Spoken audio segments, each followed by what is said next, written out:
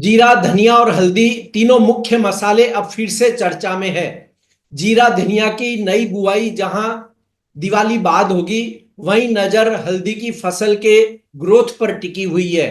इन तीनों मसालों पर आने वाले दिनों का नजरिया जानने की कोशिश करेंगे हम प्रो इंटेली ट्रेड सर्विसेज के दिनेश सोमानी से। मैं हूं कमल शर्मा। दिनेश जी, आपका स्वागत है इस शो में। दिनेश जी, सबसे पहले जीरे की बात करें। क्या है जीरे का आपका टेक्निकल नजरिया शॉर्ट टर्म और लॉन्ग टर्म के लिए? नमस्कार कमल जी, बहुत बहुत धन्यवाद। अगर मसालों की बात करूं तो इस साल जो मसालों में बहुत ज्यादा कुछ रुझान हमें देखने नहीं मिला है। जीरा बहुत ही सीमित दायरे में ट्रेड करता रहा हुआ। और अभी अगर मौजूदा स्तर की अगर मैं बात करूं तो जीरा मुझे लगता है कि एक जो रैली आनी थी इसकी साल के शुरुआत में मार्च के महीने में एक बार 22,300 का इसमें लो बना। उसके बाद 30,600 का इसमें हाई बना। और उसके बाद निरंतर एवरी मंथ ये हजार हजार रुपया टूटता आ रहा है।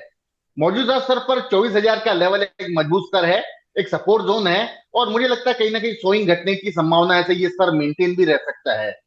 और 24,000 से लेके अपसाइड मुझे लगता है कि 27,500 ये max to max upside potential है।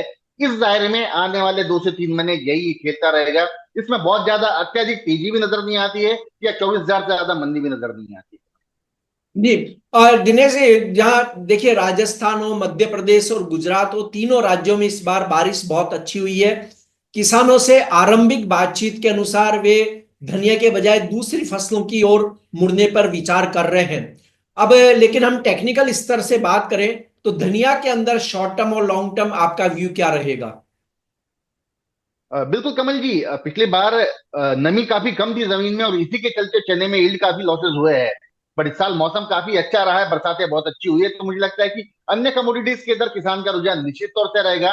और धनिये में कुछ हद तक के कम रहेगा। धनिये में दूसरी एक पॉजिटिव बात यह भी है कि यहाँ पे स्टॉक्स काफी घट गए हैं।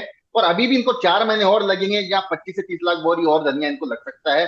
तो मुझे लगता है जो कमोडिटी में कैरी फॉरवर्ड स्टॉक कम हो जाता है, उस कमोडिटी में तेजी आने की संभावना प्रबल हो जाती है।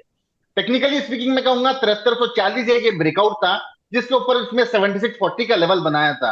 ये दोबारा अगर 7340 के आसपास नवंबर का कॉन्ट्रैक्ट आता है तो एक बेहतरीन बढ़िया अवसर रहेगा खरीदारी करने का। आने वाला समय मुझे लगता है कि दोबारा ये 7700 और 8040 के लेवल्स दिखा सकता है। 2 महीने का मेरा दायरिया है और डाउनसाइड मुझे लगता है 7140 का इसमें स्टॉप लॉस मेंटेन किया जा सकता है। जी। और दिनेश जी, अंत में हल्दी की भी बात कर ले तो हल्दी के ट्रेडर्स को आप क्या सलाह देंगे? कि हल्दी या फिर जीरा कोई भी हो, मुझे लगता है कि कोई कमोडिटी 3 गुना हो जाती है उससे उसमें बहुत ज्यादा मूवमेंट होने की चांसेस बहुत कम होते हैं।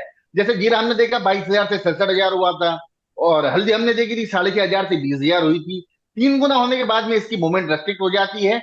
अभी करंट स्तर पर मुझे लगता है कि 12,410 का जो लो इसने रिसेंटली बनाया था, और अपसाइड 15,000 को बार बार ही रेजिस्ट कर रहा है। तो 12,500 से 15,000 यह दायरा ही मेंटेन करते रहेगा। 12,000 की मुझे अभी मंदी हल्दी में नजर नहीं आती है। और 15,000 के ऊपर अगर ये क्लोज करता है तो नए सिरे से नई तेजी बन सकती है। मौजूदा स्तर पर मुझे लगता है कि 12,500 से 15,000 का स्तर मेंटेन करेगा। जी। आपका कोई डिस्क्लेमर? जी, मेरे क्लाइंट्स की पोजीशन है, इसमें मेरा पर्सनल कोई ट्रेड नहीं है। जी। इस प्रोग्राम पर दर्शक अपने कमेंट्स जरूर करें। शुक्रिया दिनेश जी, आपका धन्यवाद।